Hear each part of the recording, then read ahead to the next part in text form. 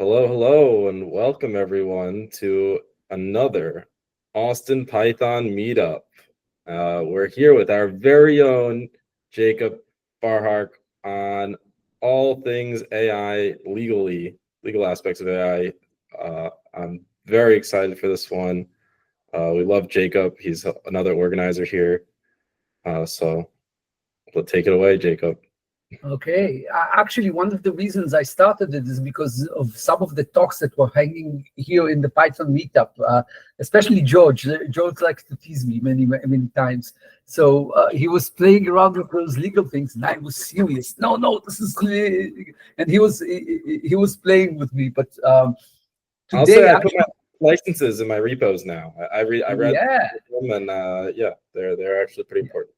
yeah, a year later, he was telling me how he was looking at all sorts of legal stuff after we talked so many times. But actually, some of the things I talked to many people in this meetup and others, and I find out that people don't understand the basic things around programming that has to do with legalities.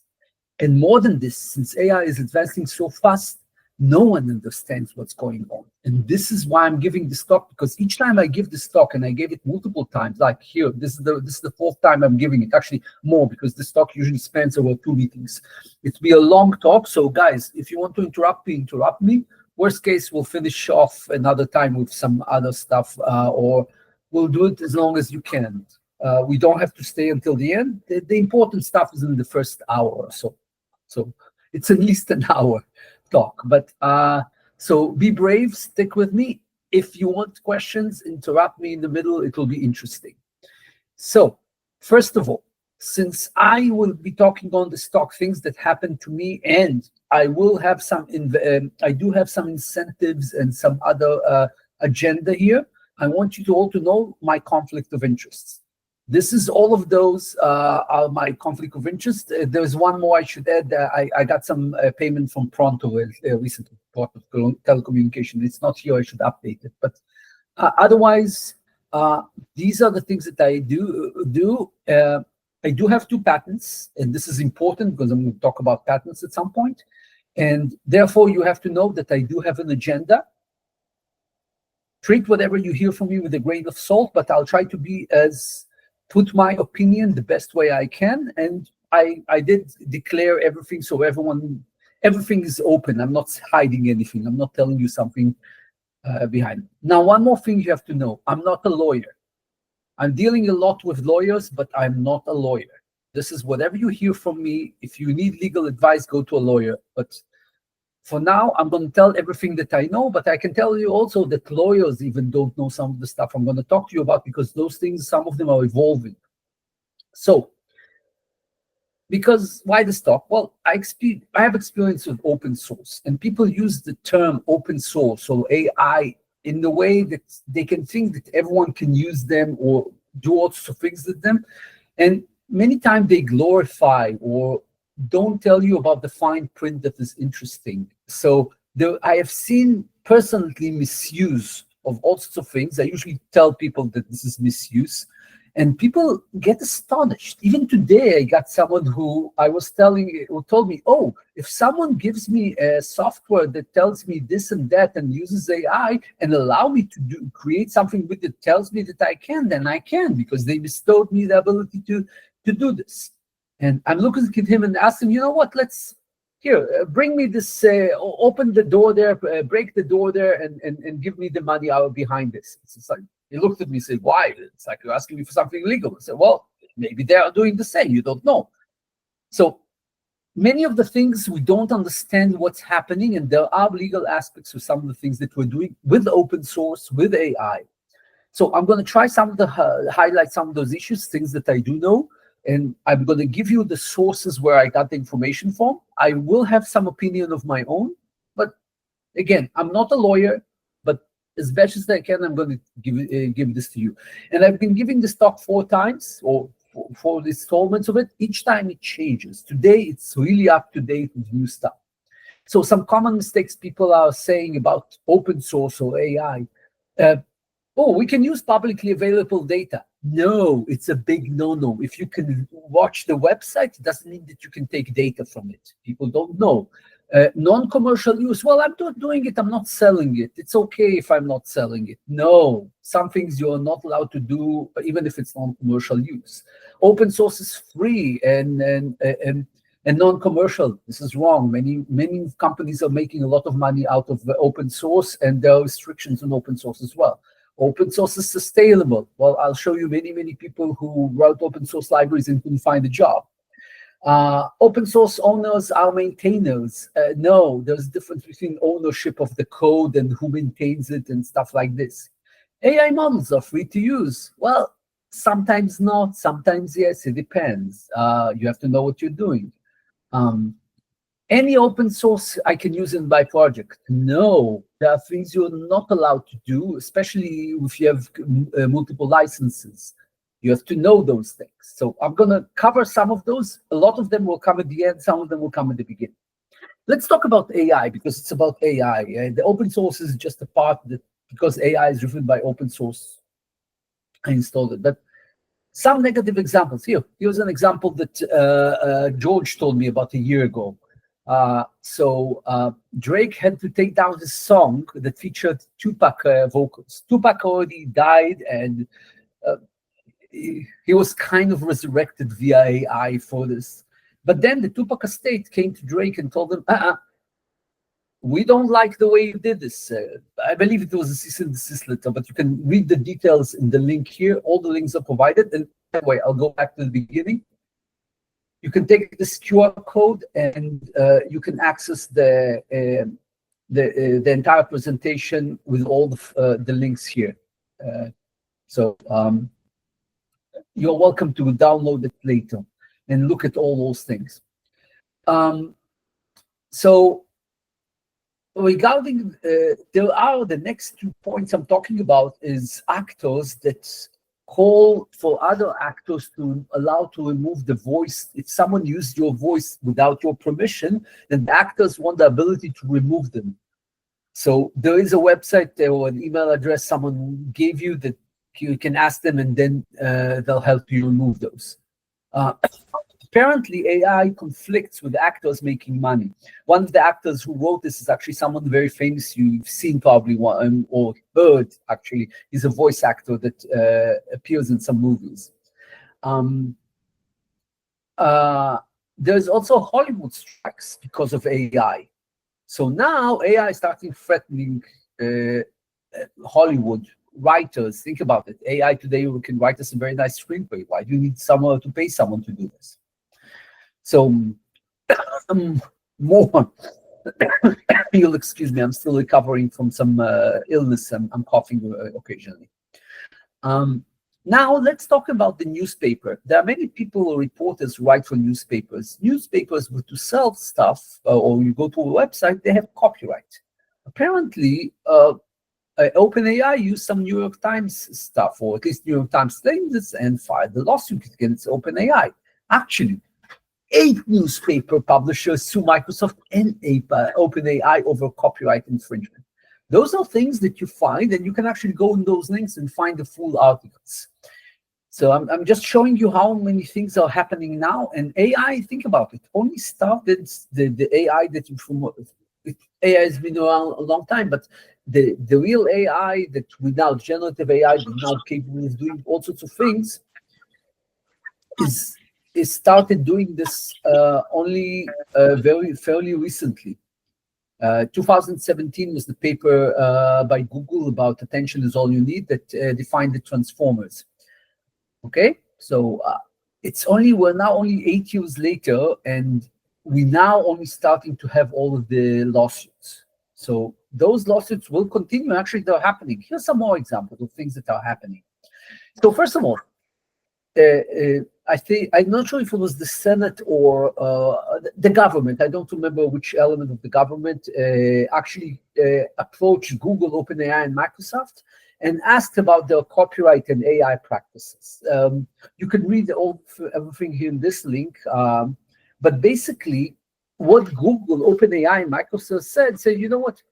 When you use our AI model, it's similar to you using a Xerox machine. I'm paraphrasing. It's not exactly what they say, but this is what I'm shortening the article for you, just explaining the what it is. So just like using a Xerox machine is something that you cannot claim is bad or good. It depends what you do with it.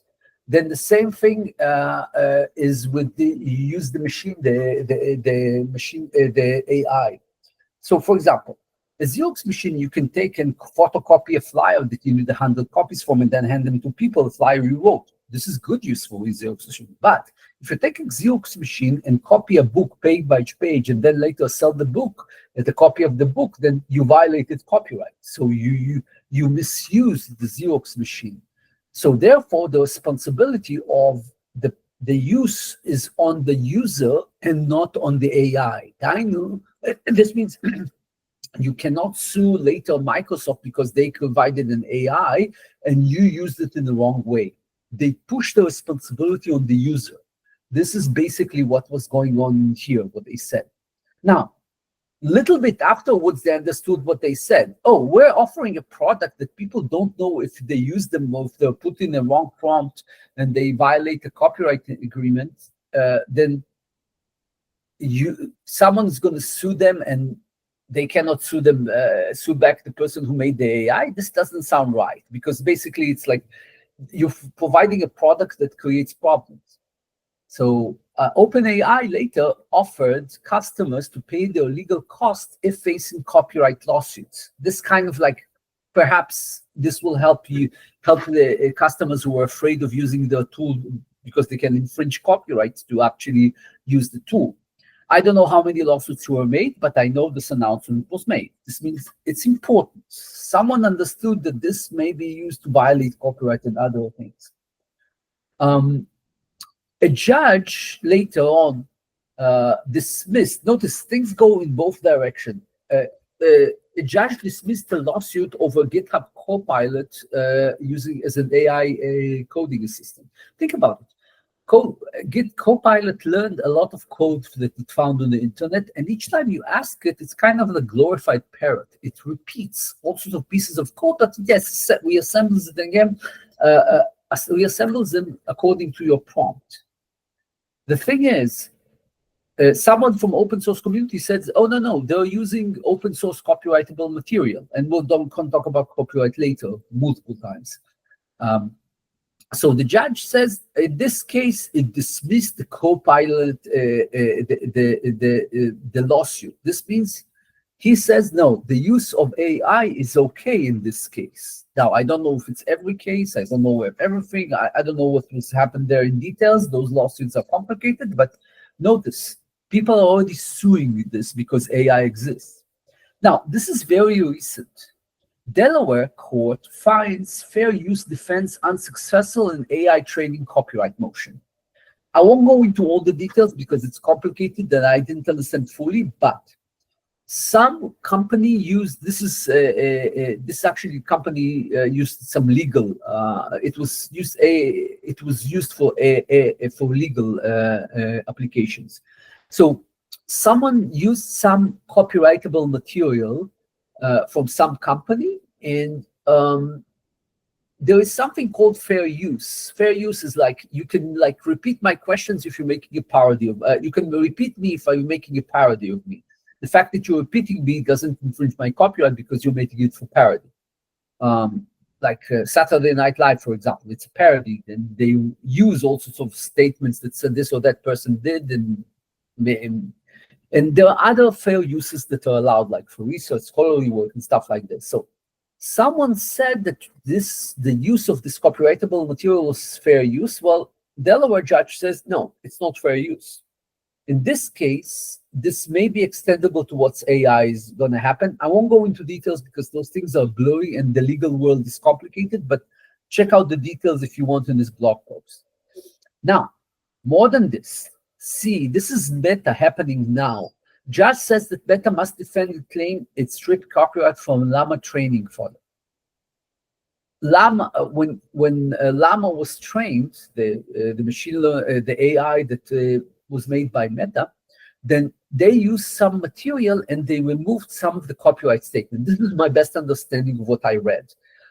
It may be not exactly like this, but in this situation, it was determined by the judge that they are not allowed to do this, and this is part of. Notice how the world is swinging in both directions. There are lawsuits that go this way and lawsuits that go the other way. Now, in this situation, there's a story, and one of the people here in the room actually knows the story much better. I'm going to make it shorter. This is there was a company called HiQ Labs that used LinkedIn material. Initially, I won't go into details, but it used LinkedIn material. LinkedIn didn't like it at some point, and they had a legal dispute. Now, I won't go over all the legal dispute, but eventually it went from one court to another, to another, to another. This raised it up to some appeal, and then it went down, and blah, blah, blah, blah, blah. Eventually, they settled. But it went to multiple courts before it settled. Just to explain, those lawsuits cost a lot of money, really. Lawyers' fee are astronomical. It starts with 4 or 5 times or more than. Well, actually, not starts, but the typical one is 4 or 5 times of that of a programmer. So, guys, we don't want trouble. We don't want into those directions. Oh, here, Silas says that he was there. You can ask him questions later, unless Silas, you want to say something here or not? Just if anybody has anything pressing, our model was scraping LinkedIn public profiles, and not to be a propagandist, but if it matters to the understanding of it, it wasn't that we were like copying them elsewhere. It was like with AI and data science, reading it in, building a model about when people are likely to leave companies, and then selling the product of, which are the employees most likely to move on for greener pastures. Yeah, that's a summary that don't want to take up too much of the time, but just no, you're not taking. This is actually interesting because you were there. But now, at this time, let's go to the time that you were doing it. At the time that you were doing it, did your feeling was, and answer me the best as you can, the feeling was that you're doing something legal, correct? Yes, I thought we were doing something legal. Yeah, publicly available, correct? Yeah.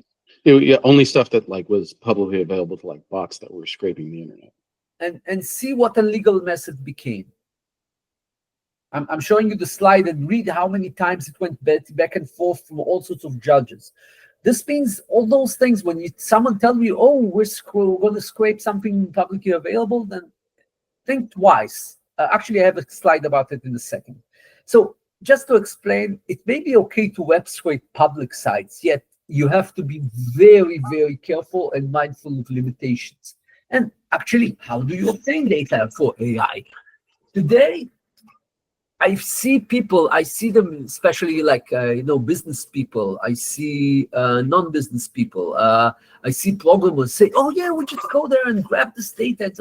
No. We can scrape it. No. There are rules to the game. So, first of all, you have to know whether the data, you are allowed to use proprietary data if you own the copyright and if it is allowed to use. In some cases, even if you have proprietary data, you may not be able to use it because it has personally identifiable information. This is a big no-no, especially for AI, because if the AI starts repeating the name of the person with the bank account and how much money they have there, it's kind of a problem. Think about it. So, if you do scraping, then there is something called robot.txt file. This is not legally binding, by the way.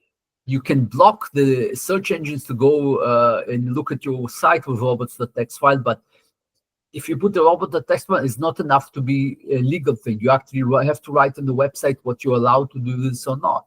Also, it's important whether there was authentication or not. If you had authentication and you went to the website, you are not allowed to scrape it. You actually have to ask for permission.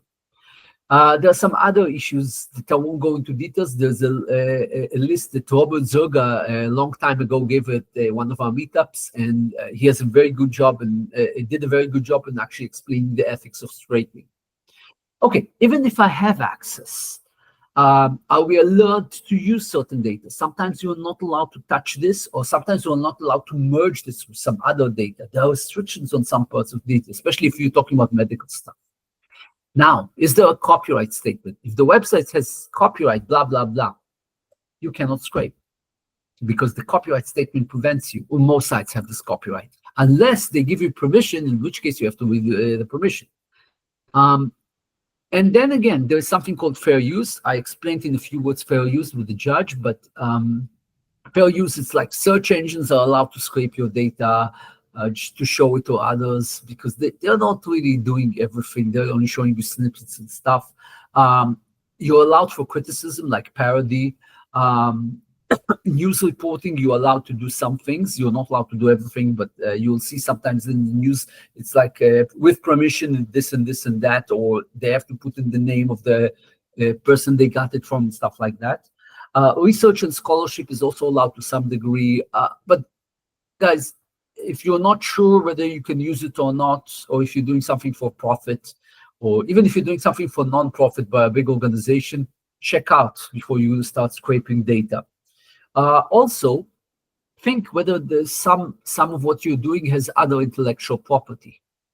What's intellectual property? So there was a very nice talk by DC Torrance many years ago. It was before them or during the pandemic. He actually wrote a book, and I'm quoting it here now, that explains actually how to help a business from legal aspects. But actually, his chapter 18 talks about intellectual property. So let's explain what intellectual property is for people who don't know. First of all, it's combined of four things. One of them is copyright.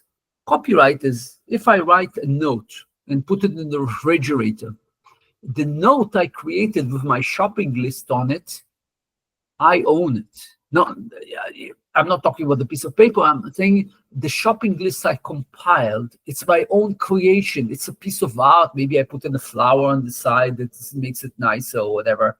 So this is my piece of art, or not really art. Maybe scholarship work. It doesn't matter. I own the intellectual property of this. This means, here, George, you want to be the bad man who copies me? He doesn't matter. I wouldn't be a bad man, but I'm just copying you.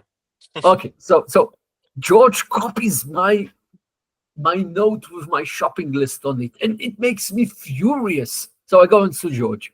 No, it's kind of silly, but yes, I can actually sue George. I can actually go and do something. You can try. Allegedly, I did this. Allegedly. No, I found you with that note, George. I saw you copying it. Okay, so you're not allowed to Talk to my lawyer. Anyway, so you get the idea. It's like even something as silly as a shopping list may be something very important to some person. And it's their creation. The minute you wrote this stuff, it's copyrightable. This means copyright holds. Anything creation you make, a piece of art, software, a sculpture, music. Many of those music. Oh, here we have the musicians in the end. Yes. Here, Florian is our musician, home musician. Actually, we have more musicians here, but you can see Florian's Zoom is full of all sorts of musical instruments. So, though the music, all those works of art are something that you can claim copyright. I own it, meaning the person who wrote it, and it's important who wrote it. If you work for a company, with the software you write is actually owned by that company many times, unless they tell you otherwise. But like, it depends on your agreement with them. But typically, you transfer the copyright to them. And by the way, you can transfer copyright and something like this. So this is about copyright. Now, patents is something different. In patents, you don't have to create anything.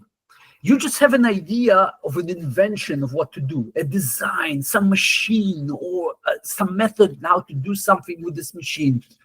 And you write it down. You don't write down the code or anything of the software. Just say how to do that. And you submit it to the government. And the government looks at it and checks whether it's innovative, meaning if no one else did this. And if no one else did this, then It's innovation, and therefore they grant you an invention. What they grant you the ability in their jurisdiction, meaning if you're in the US, you're allowed to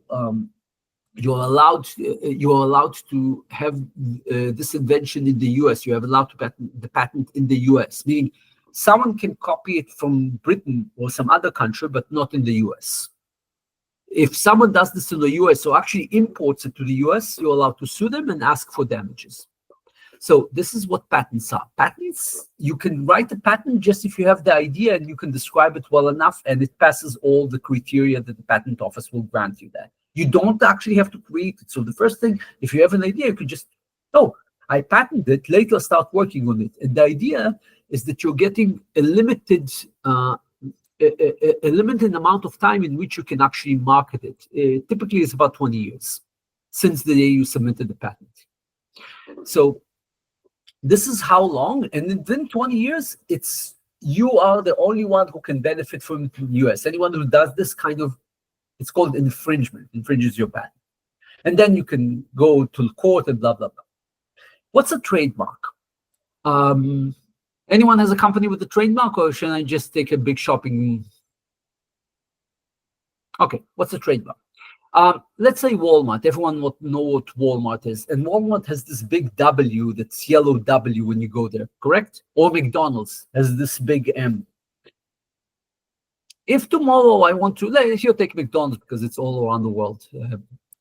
So tomorrow, if I want to create a burger shop, and I want, you know what? I want some clientele, and I'll call it McDonald's and put this big N on mine, and I kind of imitate McDonald's. What McDonald's is going to do is they're going to sue me because I'm infringing their trademark.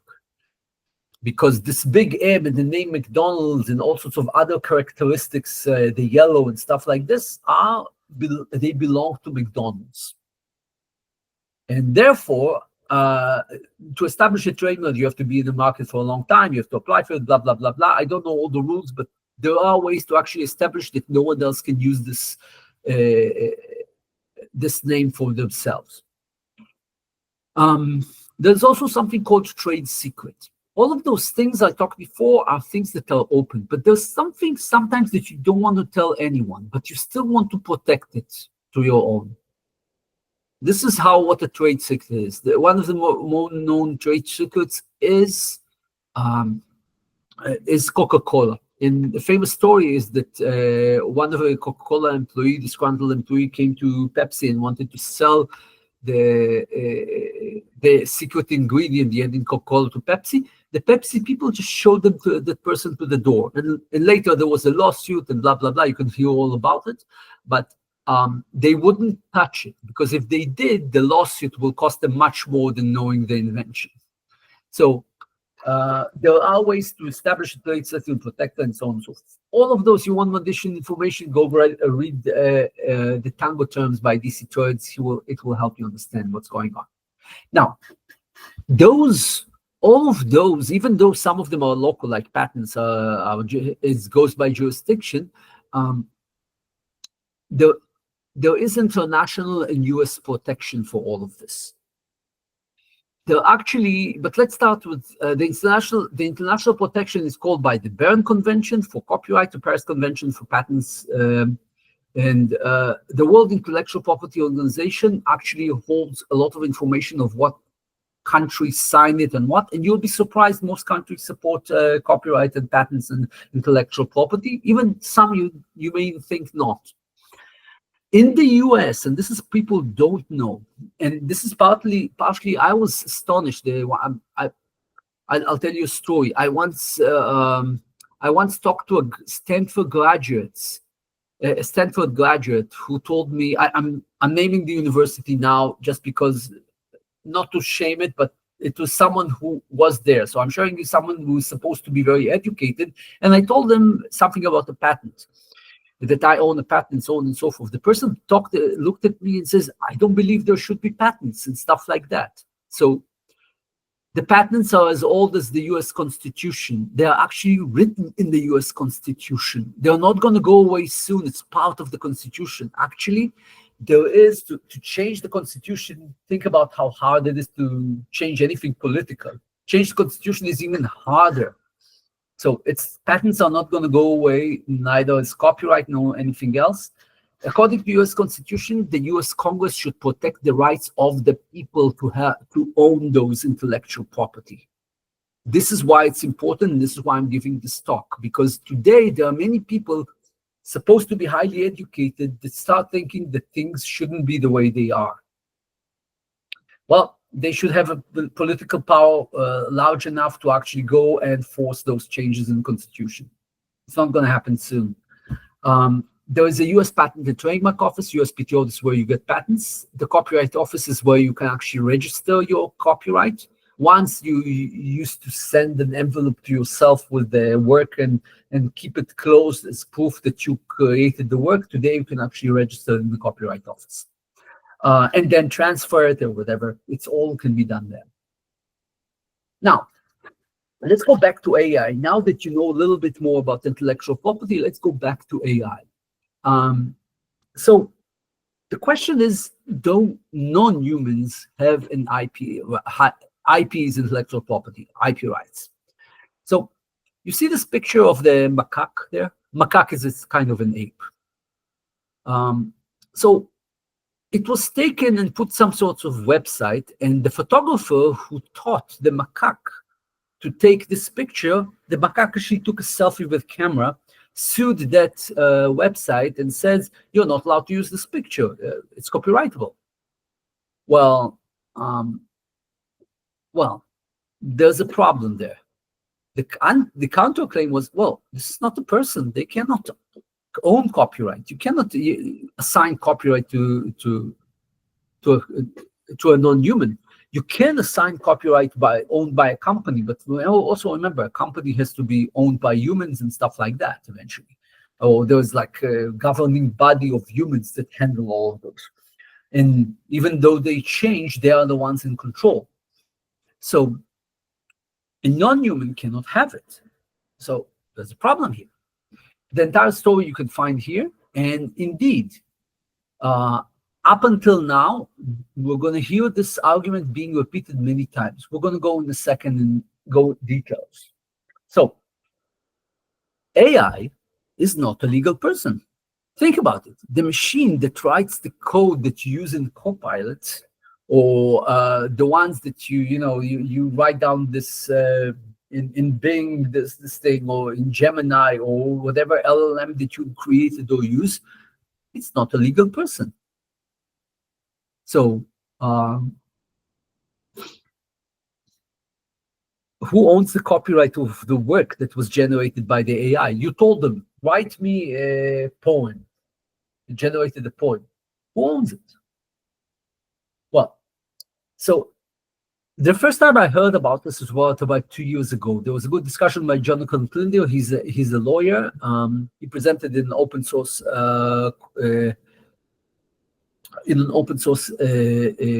conference, and you can find his website and discussion about this later. He actually described other things. I found his website discussion later. Now, he also pointed some sort of opinion that was then new on the website of the Israeli Israeli Department of Justice. I won't go into details too much, but in short, according to the opinion, the work generated by a machine that infringes IP will have to be examined case per case. Meaning, the fact that the machine generated some text for you, you may infringe copyright or you may not infringe copyright. It depends whether you can copyright it or not, depends on case by case, exactly what you did. It's like who wrote the prompt that generated it or stuff like this. So by then I had one opinion. However, this is very recent. Actually at the end of January, the Copyright Office of the US has published a huge document that goes over all of those elements about copyrightability. It asks whether AI stuff can be copyrighted. So I'll highlight some stuff, and then later we're going to talk about what happens all around the world. So, first of all, they established that you don't need a new law, meaning the legislator, the Congress, and the House don't need to legislate something new, because the current law is sufficient to actually explain what's going on. This is what they're saying. He says there are two elements there that they say. They say that there's the human creativity. This is what the person writes in the prompt that generated stuff. And then there's the LLM where it took work from. So a human author may be able to copyright the stuff, even if it was generated by AI, because he actually kind of told it what to do. So this is currently what their decision is. However,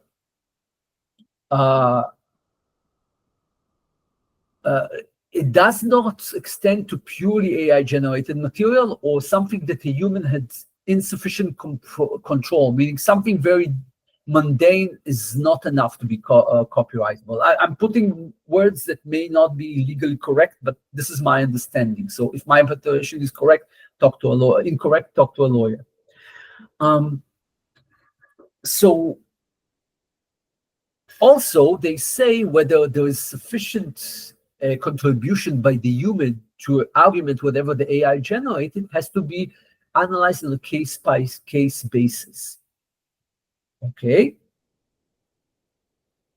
Also important, human authors are entitled to copyright their works and authorship are perceptible in AI-generated outputs. Okay. In my understanding, this also means if the AI copied something from a different author and this appears in whatever the AI is generated, they have copyright there as well. This is my understanding. I'm not a lawyer again. So if you look at a good summary, there's an article that looks at it and summarizes it because the document is long. However, in this document, there is a good review of what happens around the world, because every country has their own ideas of how to do this. So in Korea, only a natural person can become an author. You remember, an ape cannot become an author, but nor a machine. A human can. However, in some cases, you can be copyright if you modify whatever the AI is giving you enough. In Japan, the case-by-case basis, if you can copyright something that was generated by a machine, has to do with the case-by-case basis. Here's an example of what happened in China. In China, they actually allowed an image used by Stable Diffusion to be copyrighted by the person who actually generated it. In that case, there were about 150 prompts to generate that image.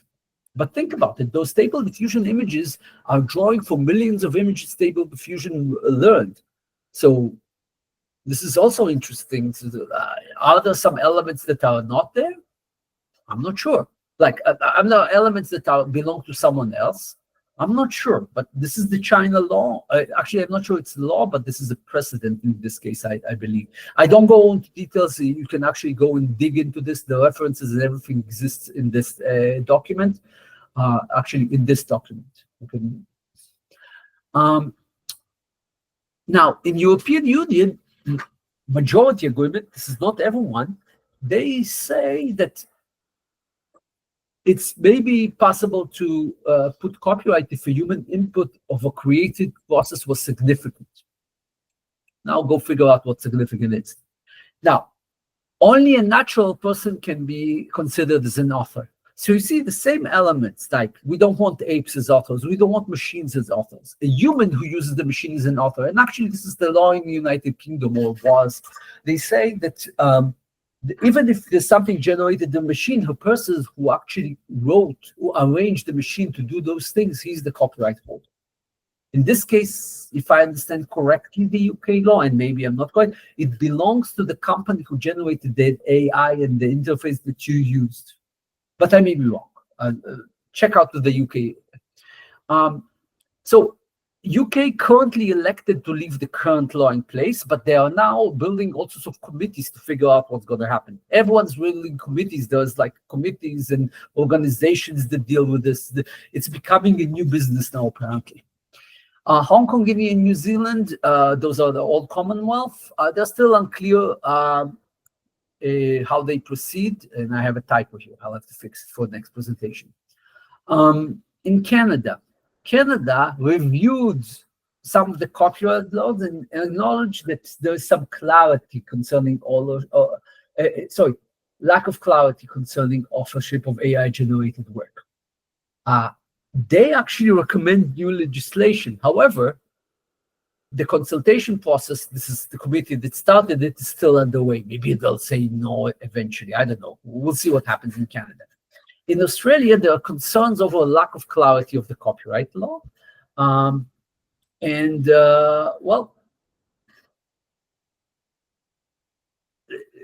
they are not sure still. So as you can see, different countries see different things differently. And remember, those are different laws, different countries, different laws. And therefore, if you create work in one country, now it may not be copyrightable in another, and so on and so forth. So as you can understand, with all of those big international organizations, the world is a mess right now because AI can do things that no one thought it could before. So what it seems that, according to the summary of the US documents, is that the existing law seems adequate in most cases, although some countries say otherwise, but everyone is still working on it. Now, let's see how much they are working on this. So I assembled only big announcements about AI. All of those are announcements. I'm going to go on every one of them in very short details because otherwise this talk will take hours. But in very short details, actually, and I didn't know it, and I have to slap myself. The first time I gave this talk, I thought that the US was the first. Actually, US is the first to start doing things about AI and start regulations on AI. I thought it was the blueprint of AI Bill of Rights that was published in 2022. However, Trump was in his first in the first 4 years. In 2019, he actually started with first executive order about AI. I'm going to talk about it later. Now he ends this list with new stuff that's going on right now. I'm going to talk about those. And now see how much the world is in turmoil. Nothing is known, and each country is looking and emphasizing other things. Let's see what happens in the Trump executive order. So he wants to double AI. This is the first one in 2019. By the way, they have a website they have 5 elements there. First one is executive order. Then there are several other things that follow. I'm not sure exactly what it means from government perspective, but you can look them up. But the one to 2019, he said he wants to double AI research investment. Think about it. This is 2 years only after Transformers appeared. He saw the opportunity there. Established the first ever National AI Research Institute, issued a technical standard, forged new international analysis strategies, guidance for use of AI. Okay, the idea was to make US lead in that. This is my understanding. Now, 2022 came in the Biden administration came up a blueprint of AI Bill of Rights. Now they went and talked about other things like algorithmic discrimination. We're going to see what happened to this later. But algorithmic discrimination is that it's like whether algorithms, if you're an alien from Mars, whether the algorithm is nicer for you or not. I'm just giving an example, but like data privacy, this was important. Also, they were concerned about human alternatives and whether the human is informed and stuff like this.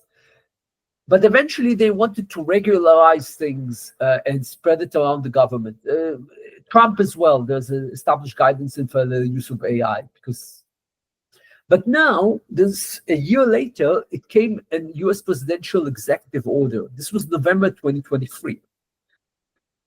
And then again, safety and security, protecting American privacy, advancing equity and civil rights. Notice it goes to the people, like AI should help the people, supporting workers, promoting innovation and competition. Oh, wait, there's competition here. We're going to see this competition many more times. And advancing many American leadership abroad.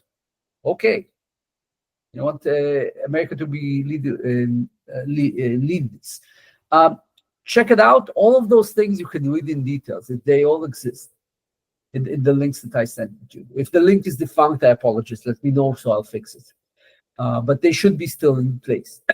Now, EU follows. Half a year later after the blueprint, actually 6 months or a year later after the blueprint was published, before the executive order.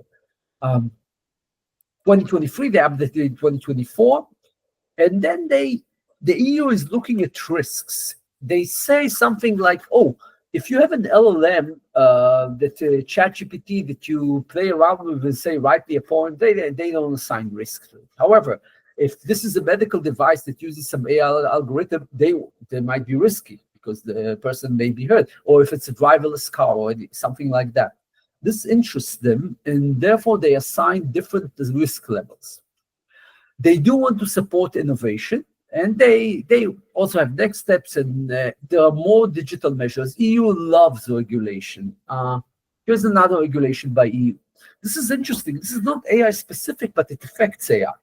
This is something that about half a year ago messed up many people in Europe. They were talking about it. Many companies just started working on this because it came up and it's a law, just like the GDPR came up. GDPR is probably the law that many people today, when they go to a website and have to press, I want cookies or not want cookies, then it's partially inspired by the GDPR that tells you have to know what's going on.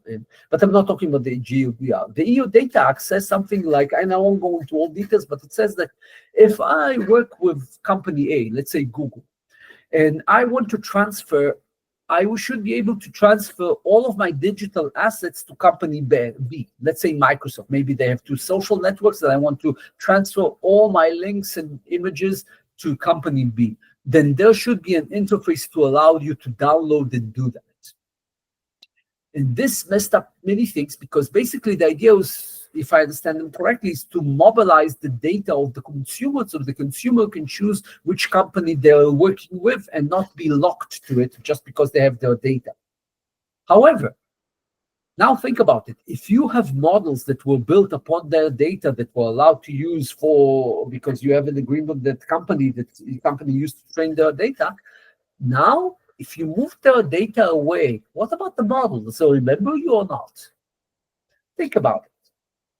But this is how it touches AI. There are some other elements. I won't go into this. Some of them are just too legal. I cannot even understand some of them. Now, China also came up. This is fairly recent. This is last year, actually less than a year ago. I won't go into details, but the highlights are training data security, model security, security measures. Think about it. Security is very important to China.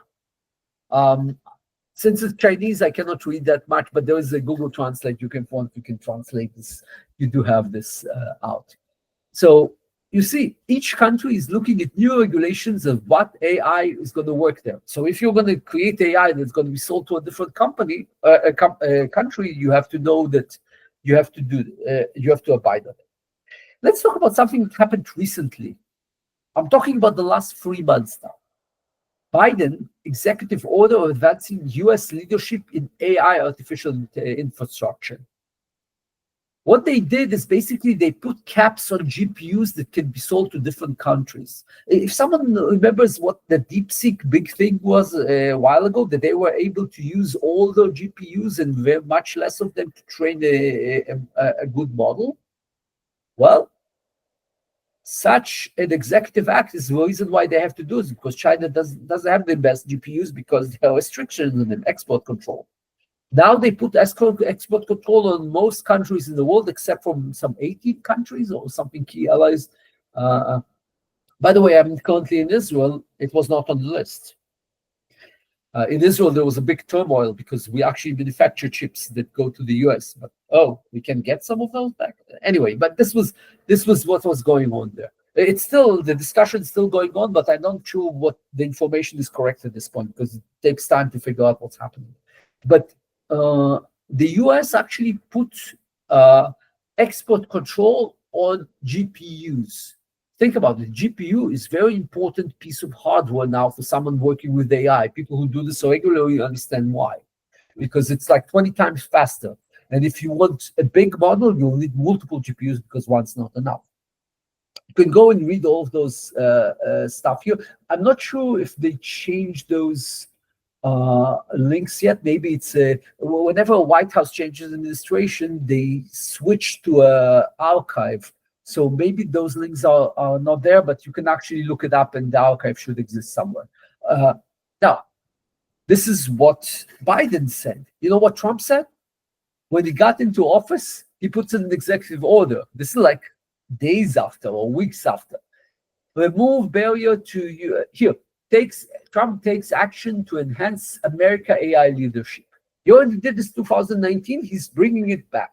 And he's first of all removing barriers on American AI innovations. He revokes the Biden's, he called it dangerous executive order, and that hinders AI innovation. This is verbatim copy from the document. Oh, by the way, just so you know, we're going to talk about public in a second.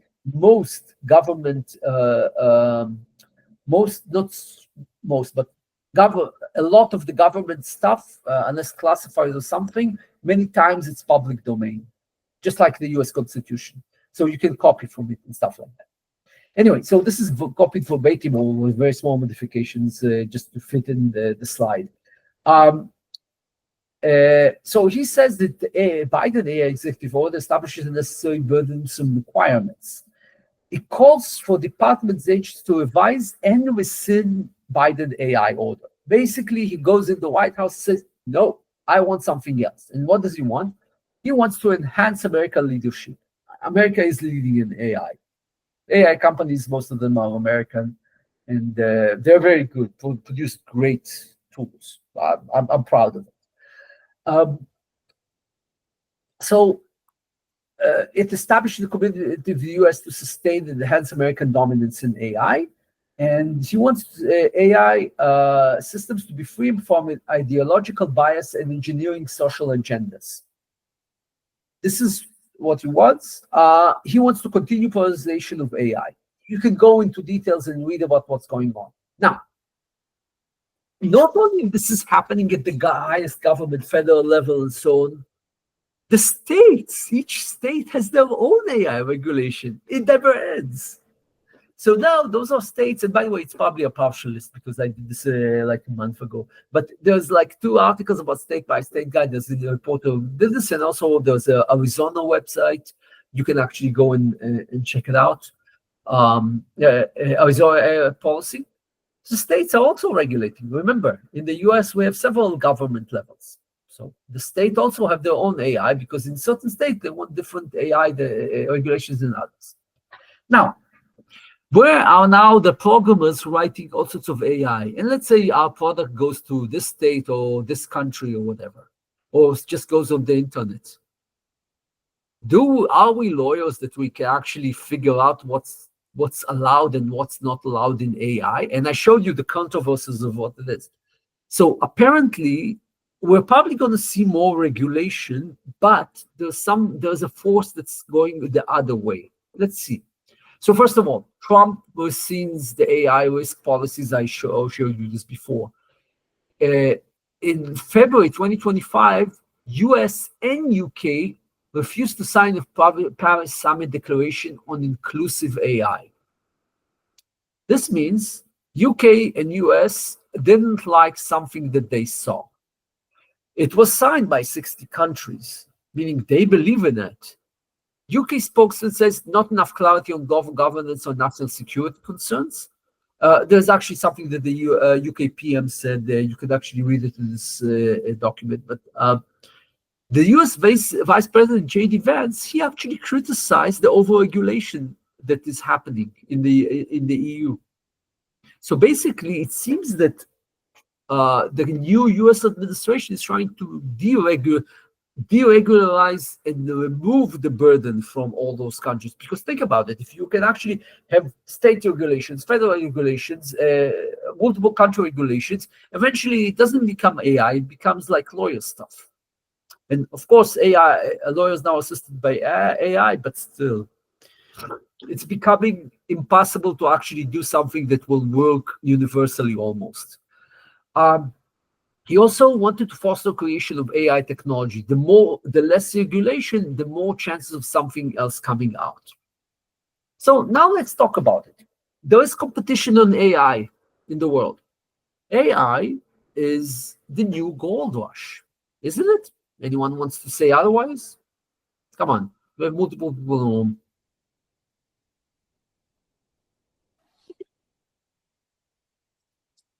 I'm It's talking cool. to myself. It's cool.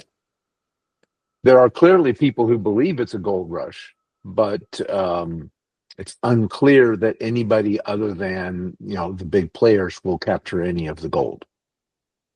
Good. So there is big players do have advantages. Only the advantages of hardware is important for this AI, and you have to have like the big models need like lots of GPUs working in parallel and like millions of dollars to actually train, so on and so forth.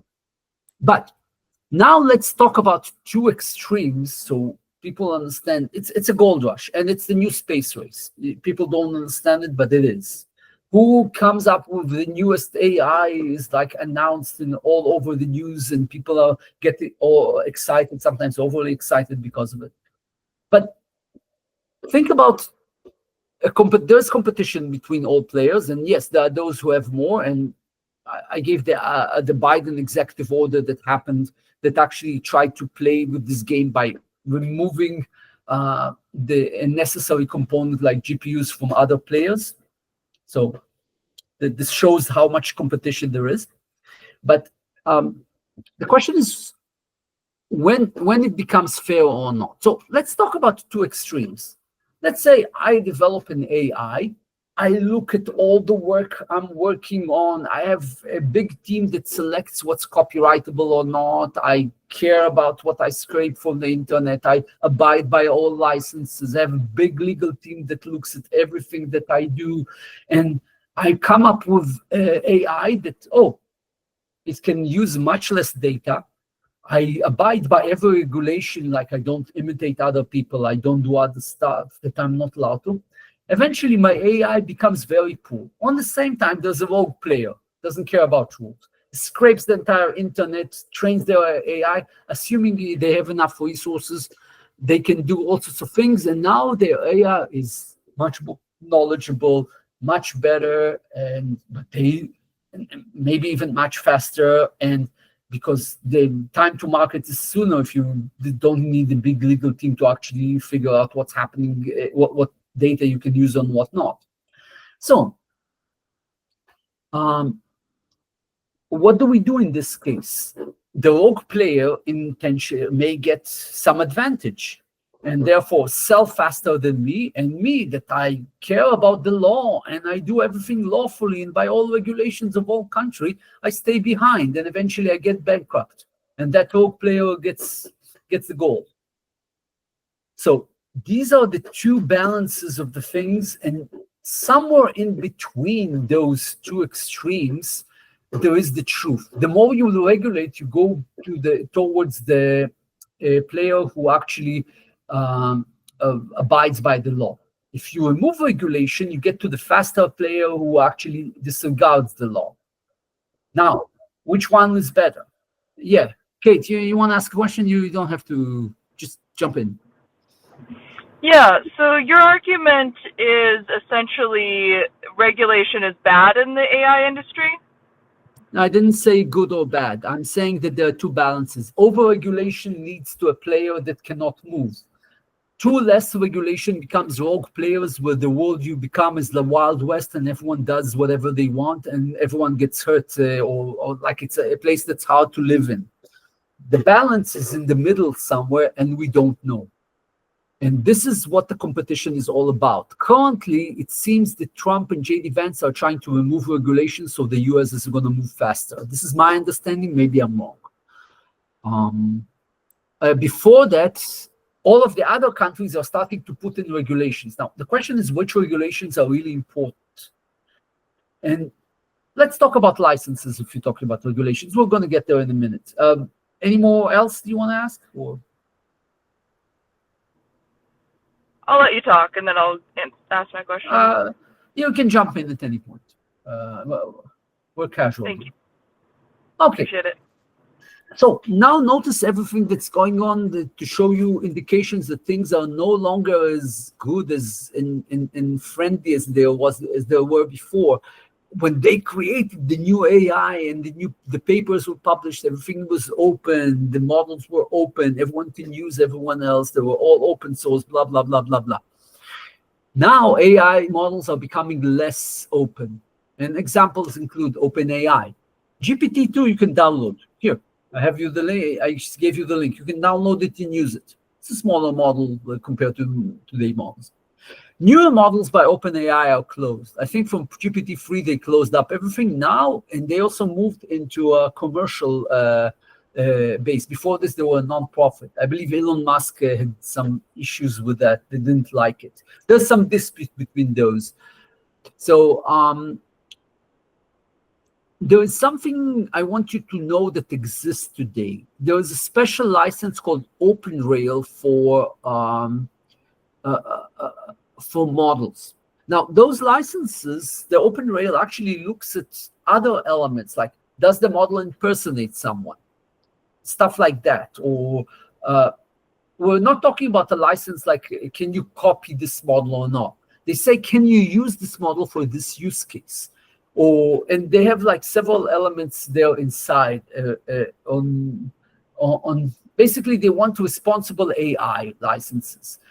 If anyone ever used Stable Diffusion, check out the license. It's a variation of the OpenRail. And by the way, I've seen several OpenRails. I'm not sure what they mean, because OpenRail is more like a standard to establish the license and less the license itself. So people kind of say, oh, we don't want you to use the model for bad things like this, like impersonating person. This is one of the examples, but check out OpenRail. So now it's not only you are allowed to copy and use the model, you're allowed to use it for some use cases. So less open than was before. Llama license was open, and they actually give the model away. However, they have some limitations, some harmful restricted use cases like military uses. I believe it's there. You cannot use Llama to improve any other LLM. Remember DeepSeek? What they did is they used other LLMs to train them, and yeah, probably they're not allowed to do this for Llama because it's not in the license. If they did, they violated the license. I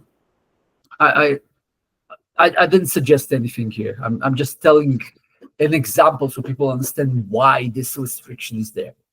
I got a question with that though, with the DeepSeeks. So, like, it's kind of it's speculation that they use ChatGPT. I don't know if you can actually prove it. It's what they said that they use ChatGPT. Like, ChatGPT researchers have said that they use ChatGPT to make DeepSeeks. Now, that's like assuming that that's illegal. That's against their terms. I'm not why? Sure. I haven't looked at. I'm not a lawyer looking at the terms, but go ahead. But let's say China or another country does something that violates our terms and our copyright. Yeah. Why is it that we still allow them to provide DeepSeeks as a service to Americans? You're asking me a question that the administration should look at. I'm not part of the government. I apologize. Okay, no problem. This is something that's like far beyond my. I'm not even a lawyer. I know. But do you think that that's right? Do you think that we should just, if they want to be unrestricted Wild West players, that we should just not allow their services, at least if they're not going to? This is you remember my previous slide about competition, whether the competition is fair or not.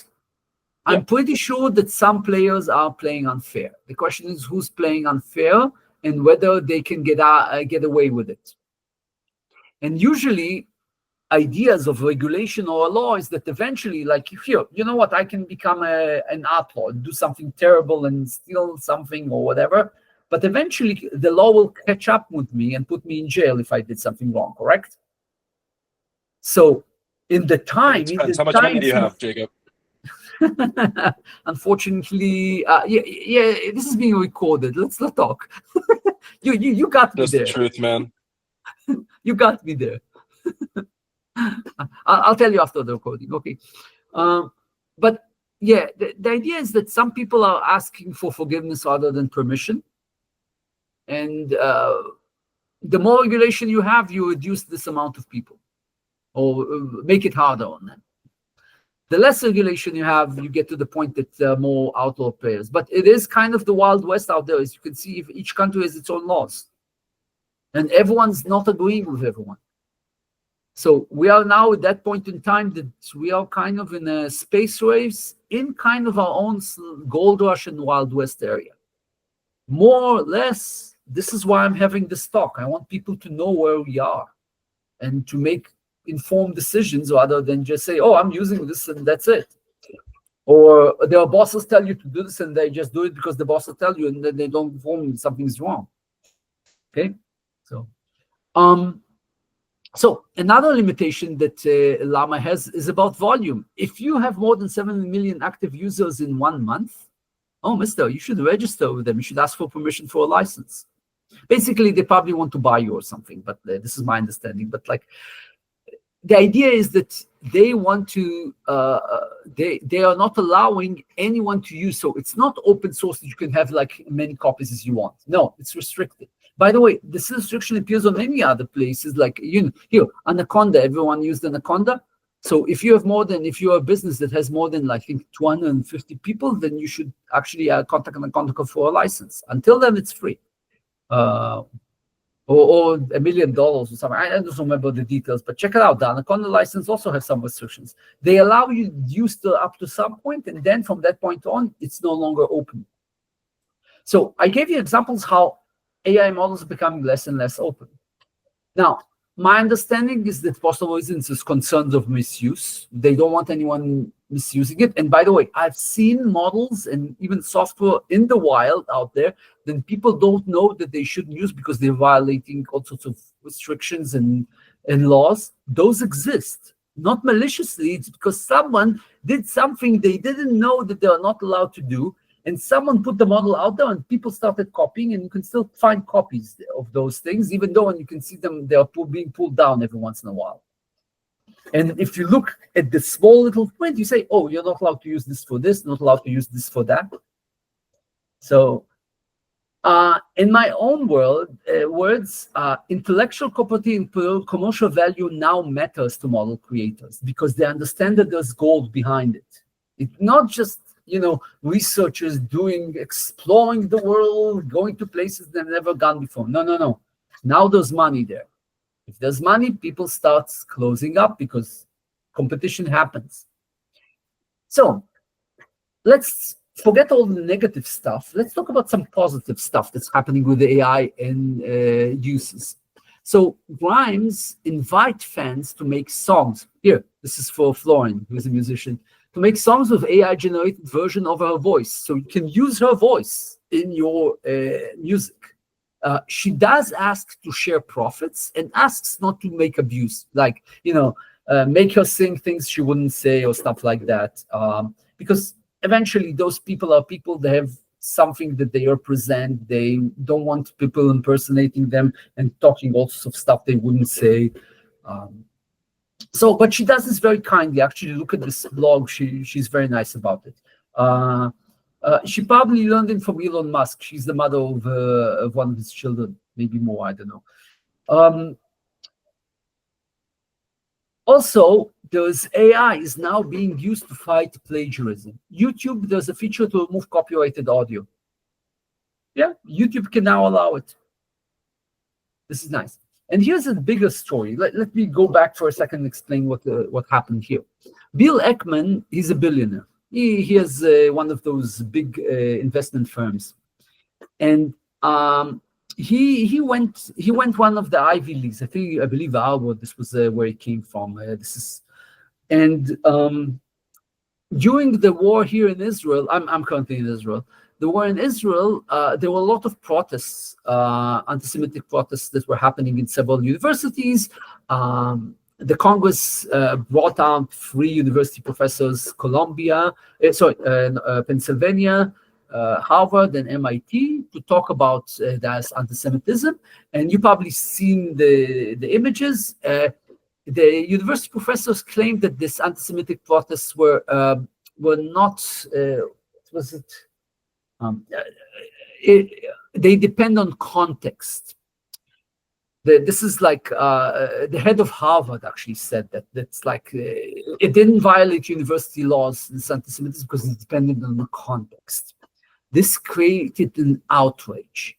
And then little people looked at how this Harvard professor became the president. Apparently, there were some plagiarism in her work. She copied something she shouldn't and published a paper or whatever. They removed her from office. I believe the allegations were plagiarism. I don't know whether the reason she was removed is because of it or not. You can check out the entire story. But plagiarism was part of the global discussion then. And Bill Ekman, who was very active, he's Jewish, he was very active to remove her.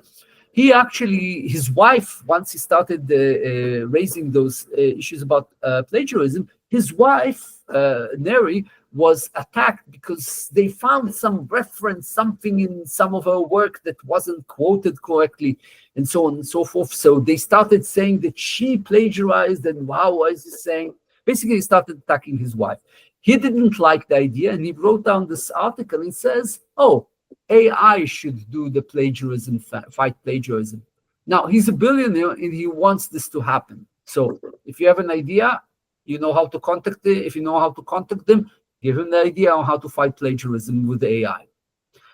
Okay, so this is just an open thing for you.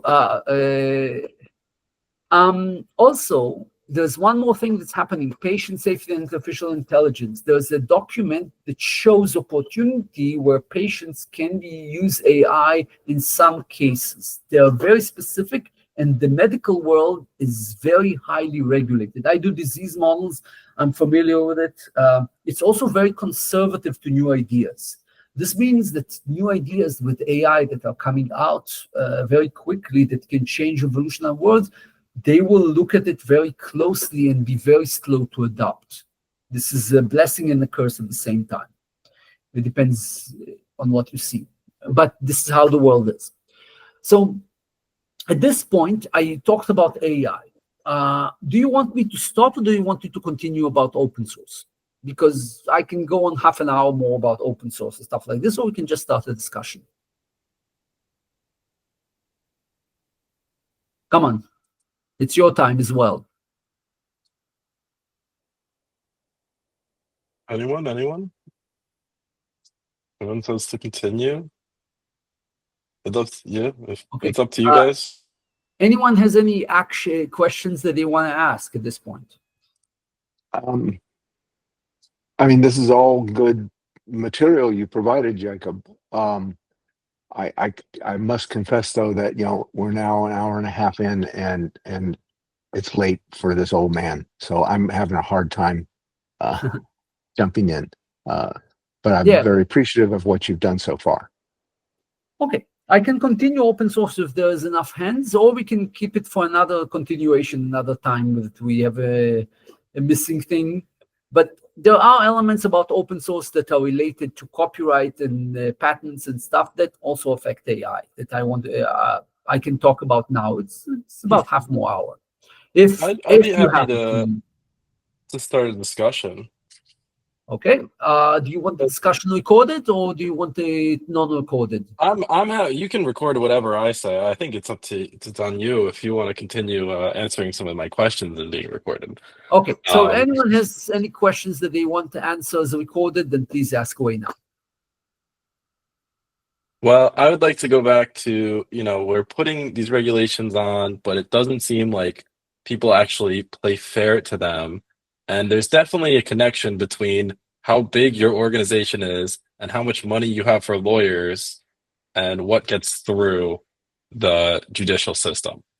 So it seems like some of these regulations are going to only affect small players and new to join players, and it won't affect the big players as much because they could fight it for lawyers. They can keep it in the courts.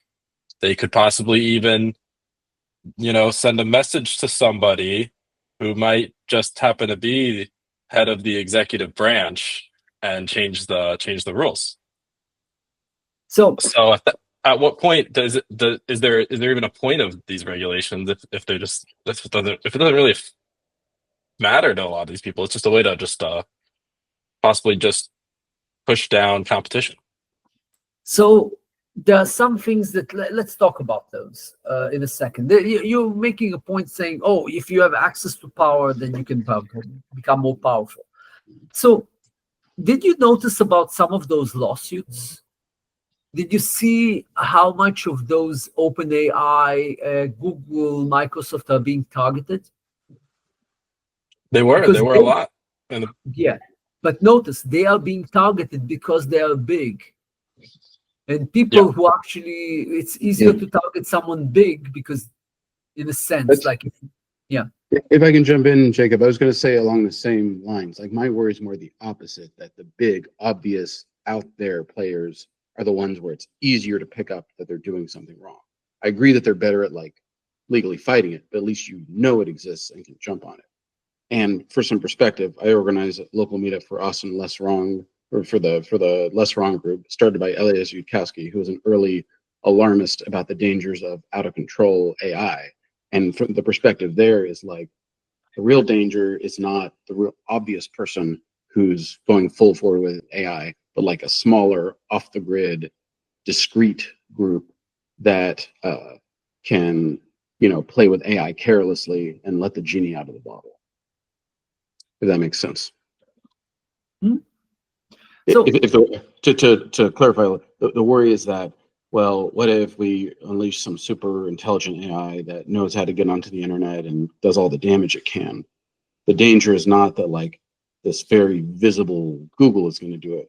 The bigger danger, I would think, is that like kind of a small group that just cobbles together, their little GPU farm that doesn't get noticed, and that they take off the safety controls and they release the genie. Yeah. So Silas is talking about he's afraid of Skynet made by a rogue agent or something like this. I'm exaggerating, but yeah. And George, you're afraid of someone controlling you, the big ones controlling you. I'll tell you, the big ones are also being controlled while you think they're controlling, because they are also under pressure from all sorts of places. So whether there's more pressure for the smaller players or the bigger players, I'm not sure at this point, because some of the lawsuits, as you saw, are not against the big organizations. Some of them come from, like, I believe the one that was dismissed, the lawsuit started by some open source developers. So it's like they probably didn't have money to fit to bring in enough legal team to actually do this. I assume, I have no idea. It's like those. Well, it also Believe me, seems a little. I deal with lawyers a lot, and I understand this is so complex. But the fact that if you have a mass of money and people who help you in the legal stuff, then you are ahead of others. Then yes, I agree. But then again, yes, there always are elements that influence the government this way or another. But remember, the government in the US is not one branch. You have 3 branches. And there are the power distribution, and I'm not talking about the judicial, I'm talking about the legislative. You have the House of Representatives and you have the Senate. To make something that will last, you have to pass a bill, and they don't agree on anything. They eventually get to some of the things they agree on are very few. Like they all. It's all very complicated, and then even if they agree on something, things get to the executive branch, and then they do things differently sometimes, and it varies by. You just have to hope that things will be okay for us. And I can tell you, look, you're living in a democracy.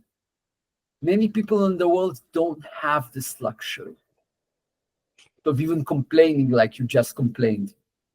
So, or bringing this fear that you had that something bad is going to happen. There is one person, like something that decides, or a mechanism that decides for you, and that's it. I think this is worse concerns, if you understand what I mean. Yeah. Because the AI competition is global. Mm-hmm. Yeah. Anything else to call the discussion, or should I continue, or should I just adjourn, go quickly forward, or what do you want? I don't know. How many people here want to continue hearing about open source and all sorts of like legal stuff related to this? No one's answering. I do. Well, I I do. mean, Is it's it useful. It's very useful stuff, Jacob. That's not the issue. It's for me. I'm an old man. I go to sleep at 9:30. So I mean, Okay. you've hit my wind down space, and so Okay. I'm sorry about that. That's fine. We're recording this. You can actually watch the recording later. How about that? Fine by me. Okay. Then we'll lose you and we'll continue. Is it okay with everyone, or should we just adjourn? That's fine with me. I'm not doing anything. Yeah, Okay. let's continue.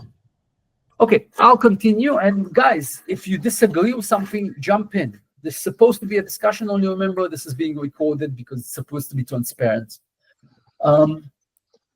So let's talk about open source. A lot of AI was not possible without Python or without libraries like NumPy that everyone uses to actually crunch numbers today. By the way, NumPy, for people who don't know, was created mostly, I'm saying mostly, but he's like the biggest committer, or was at least, by Travis Oliphant. He's in Austin. So he founded the Continuum Analytics, became Anaconda, and now he's in QuantSight. So, or at least last time I heard from him. So libraries like that made everything possible. So the fact that before libraries like this, people used things like MATLAB, which was closed source. By the way, MATLAB also in the beginning, you can actually look at this, at the code that they used, but later on they started closing down and became commercial. But now there are people using open source. Now, what's the definition of open source? Anyone wants to say something?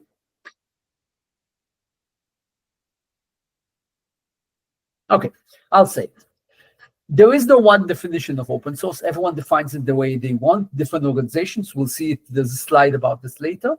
But basically, common traits are code can be used and executed, code can be transferred to others, and code can be modified by others, and of course, later transferred to others. However, what people don't know, a large majority of open source is based on copyright law. Did you know it? Okay, let me ask you then. It's like, if I wrote down a piece of code and I put the name and I put copyright Jacob Barhak on it, by the way, like this slide's in the bottom. Can you copy them? No. Same as code. You cannot copy it. You cannot transfer it if it has only copyright statement. However, what the open source people say is, you said, you know what, with the copyright statement, to write down a license that allows you to do this. This is how it's being done. However, the license only relieves the restriction under certain conditions. Typically, the condition is that you maintain this license when you move forward and stuff like that. Now, there are multiple types of licenses. You've probably seen MIT, BSD, Apache, GPL. There's Buy Me a Beer license. Everyone has their license, and there are organizations that hold those. You can actually see a nice comparison of licenses. And by the way, this is only about the software. I didn't talk about the AI models now that come in with different licenses like OpenRail that I showed you before that restrict things further. So there is also something called copyleft. Copyleft is a mechanism that has in something called GPL that actually tells you not only you can when you use that software, when you use it with something else, that something else becomes GPL. This is what copyleft is.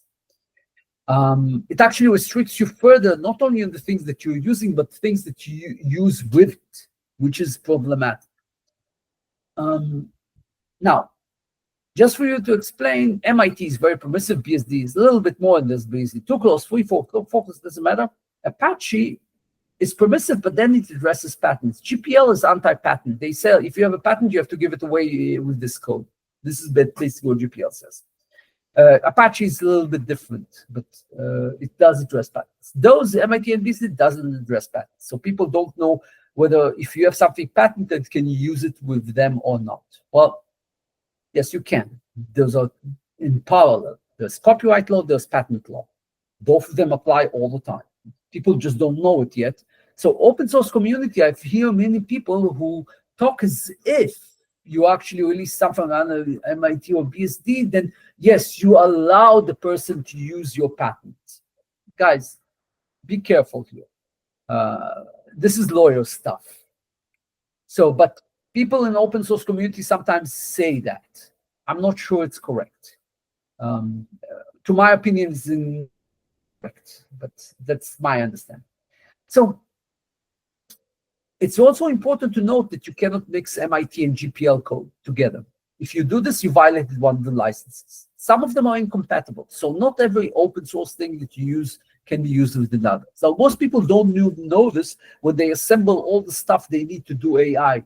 Look at the licenses of the libraries that you import and look very closely. You'll find many times, especially with AI, you'll find that there are restrictions like, oh, there's non-commercial stuff.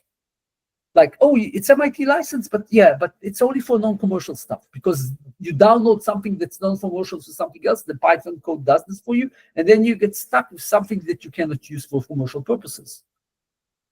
And then people propagate this thing later on, and they don't know where the origin from, and then someone uses something that has something non-commercial inside, which becomes a problem, a legal problem, and they don't know it. So be careful there. Let's talk about something else, commercial Creative Commons Zero. Creative Commons Zero is called CC0 many times, like not CC0, CC0. It's the closest thing you have to public domain. What's public domain? When copyright wears off, like 80 years after the person died, then it becomes public domain. It becomes like the Declaration of Independence that you can copy. There is no restriction on copying it. So, because it's public domain, no one owns it. There is no person who it's copyrightable to. There's also some things that go out, like works of art, like Alice in Wonderland. They were written a long time ago. You could find them in the Gutenberg project. It's all public domain. You can just use it. So now, in 2010, came up a group and said, you know what? We want to use something called, we want to create something called CC0. CC, you probably know from Wikipedia. CC, it's Creative Commons, and there's Creative 1, 2, 3, 4. They all are restrictions on what you can do with the text that you download or whatever. With Creative Commons Zero, it's as close to public domain as possible. What does it mean? Means that you cannot make it really public domain because someone has a right that someone is responsible for writing this, or something goes bad, you have to find out. But eventually, and it also does no definition of public domain in some jurisdiction. This is all legal stuff. But basically, when you write something under CC0 license, you say no rights reserved. You give this away and there are no restrictions. Well, actually, there isn't true that there's no restrictions because the license actually tells you there are other restrictions like patents. If you write this code and it violates some patents by you writing this code, then it's upon you that you release something that violates some patent. If someone copies it, you're in big trouble because now it starts propagating and you violate the patent. Someone's going to sue you for damages and blah, blah, blah, blah, blah. It doesn't happen very often, but like the potential is there if you understand what I'm saying. So In February 26, 2023, there were 421 projects on PyPy with the CC0 license. Now, why is the zero license very good? It's like if you want to write examples of code that someone will use, you don't want to put it under some sort of license, because once they do it, they're basically taking copyrightable stuff. But if you have the examples that they can use in their code, then this is perfect. So if you write a manual or something, CC0 is great. Or if you write examples on your website, you can use them under CC0. Or if you want software that people will have no restriction in using. Now, why is it very important? Because today you can merge CC0 with everything if you're not doing anything wrong, like violating a patent. You can merge it with GPL, with BSD or whatever, and there are no restrictions. So this is beautiful in this perspective. However, now we come to organizations. So there are multiple organizations that think about open source as one thing, but not another. Here's an example of Journal of Open Source. It deciding against including CC0 in its license set. I have actually opened an issue there. And they told me, no, we work only with licenses allowed by NumFocus, because NumFocus is the one that funds us and so on and so forth. NumFocus, I talked to them. Oh, no. They have some restrictions and blah, blah, blah, blah, blah. They wrote some things on the website. We want to start asking questions. They didn't realize what to do. They actually referred me to something called the Open Source Initiative, OSI, because they have lawyers that they understand better than us. And Open Source Initiative did not approve CC0 as an open source license, but then they are the Open Source Initiative. Guys, this is important. Actually, why does Open Source Initiative didn't open up CC0 as their licenses? Well, actually, CC0 people did ask it to be included as an open source license in their in OSI. And OSI started debating on it, and eventually, and there's a fact about this, you can find it over here in the link. They tell you they eventually started deliberating whether the use of allowing to have a patent. You can actually, in CC0, you can write a patent and then release the code under CC0. The patent will hold, but still the code will be valid. So people can use it for other things as long as they don't violate the patent. But then they say that someone can be dishonest and release the CC0 code while having a patent. Well, I have patents. I want to release some of my code so people can use it, but not under GPL because it's useless. Well, I'm restricted, apparently, under this kind of way of thought. We're going to talk about this later, specifically examples of things that happened to me. But Open Source Initiative started debating. Eventually, enough time passed, and CC0 people withdrew the application.